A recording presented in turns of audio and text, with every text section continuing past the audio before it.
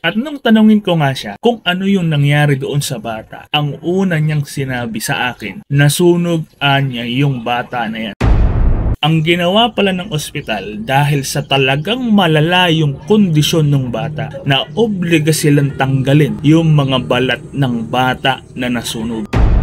Iyon, kamusta kayo mga kamorke? Muli ay may ikikwento o may ibabahagi muli ako sa inyo. Dahil kagabi, nanonood ako ng mga video at may nakita nga ako ron. Pero yung napanood ko, yung tungkol doon sa binawian ng buhay sa loob ng washing machine. Balita to ng mga nakaraan pero kung naaalala nyo, yun.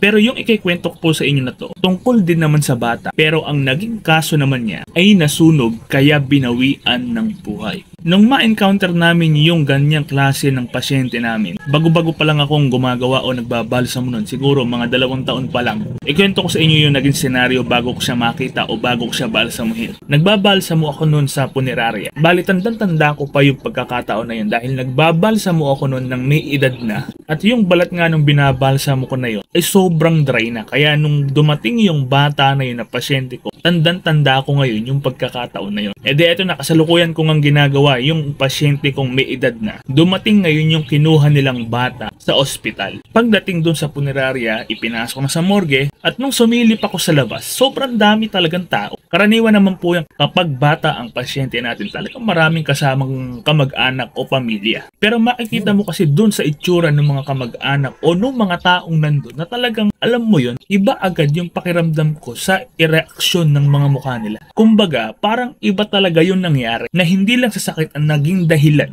ng pagkawala nga nung bata. E de, eto na, nailagay na sa loob ng morgue at yung isang taong nandoon sa punerarya na kasama nga nung bata ay kakilala po namin. Bali, kakilala ng may-ari ng punerarya, syempre nakilala na rin namin siya. Tinanong ko siya kung ano yung nangyari sa bata kasi hindi ko pa binubuksan eh. At nung tanungin ko nga siya kung ano yung nangyari doon sa bata, ang una niyang sinabi sa akin, nasunog niya yung bata na yan. Ako naman, nung narinig ko yung salita niya na yun, talagang gulat na gulat ako. Kasi nga, naka-encounter na ako ng nasunog pero may edad na yun. Kaya nung marinig ko yung salitang nasunog na bata, talaga namang nakapanghihina. Hanggang sa nirequest niya na baka po pwedeng makita yung bata. Kaya tinanggal ko yung takip doon sa bata na nasa stretcher pa lang at doon ko na nga nakita na talagang kalunos-lunos yung nangyari doon sa bata. Hanggang sa sinabi ko sa kanila na kung po pwede tapusin ko muna yung unang binabalsamo ko yung may edad at pumayag naman sila na ganun nga ang mangyari para makapag-focus ako kapag gagawin ko na yung bata. Doon na tayo ngayon sa bahagi na sisimulan ko na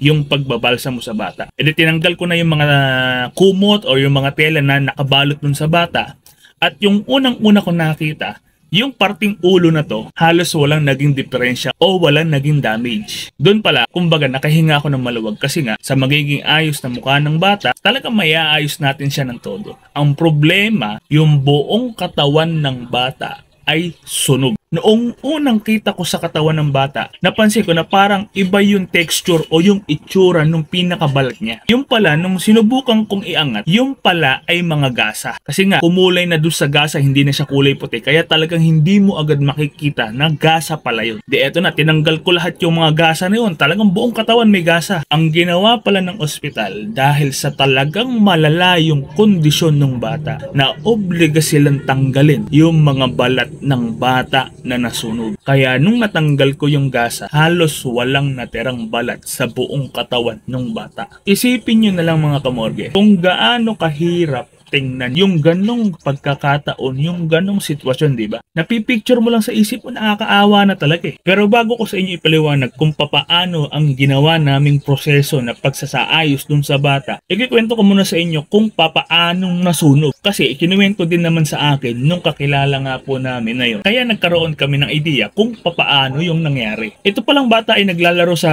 pinakabakuran nila. At yung bakuran nila, meron doong hukay na mayroong mga ipa. Alam niyo naman siguro kung ano ipa, di ba? At yung ipa na yon ay sinigang. At doon ngayon nahulog yung bata habang naglalaro. Lumubog yung katawan ng bata hanggang sa may parting leeg na to. At ganun yung nangyari doon sa bata. Isipin mo lang mga kamorge, yun ngang mapaso ka lang o matalamsikan ka ng mantika habang nagluluto ka, napakasakit. Yun pang buong katawan mo ang magkaroon ng apoy. Gaano kasakit yun, di ba? O ngayon, punta na tayo doon sa may bahagi kung papaano namin inayusan o isinaayos yung bata na yun. Dahil sa wala na nga pong balat yung bata, alam namin na kapag kinargahan namin sa ugat yung bata, talagang tatapon lang ng tatapon yun. Pero ang sabi sa akin ni Tito Nonong, yung tito ko na isa sa nagturo sa akin, wala niyang problema, basta kargahan mo sa ugat, kahit tumapon ang tumapon yan, may paraan pa tayong dapat gawin. Hanggang sa kinuhanan ko na nga siya ng ugat, pinadali ko na yung formalin, at habang dumadali nga, tumatapon lang dahil sa wala ng balat yung bata. Kaya ang ginawa po namin, na ipinayo niya sa akin, mano-mano naming kakargahan ng formalin gamit yung herenggilya. Alam niyo naman siguro kung ano herenggilya, di ba? Ganun po ang ginawa namin dun sa bata para ma-preserve namin yung buong katawan niya. At naobliga kami na balutin ng plastic yung buong katawan dahil sigurado na mayroong kakatas at may kakatas doon sa bata. Ganun po ang naging proseso na ginawa namin doon sa bata.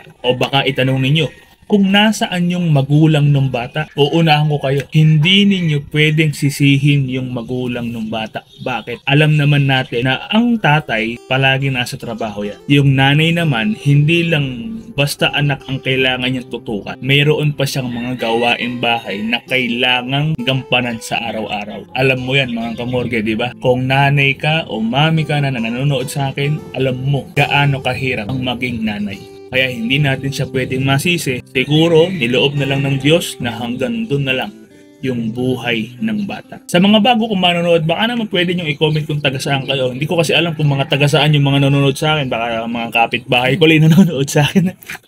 At ayun, muli maraming salamat sa patuloy niyong pagsuporta sa akin. Talagang damang-dama ko kung paano niyo ako suportahan. At huwag na huwag din niyo kakalimutan na mag-comment kung ano yung naging reaction niyo sa video natin na to. Muli maraming salamat po sa inyo. Ingat kayong palagi mga kamorge.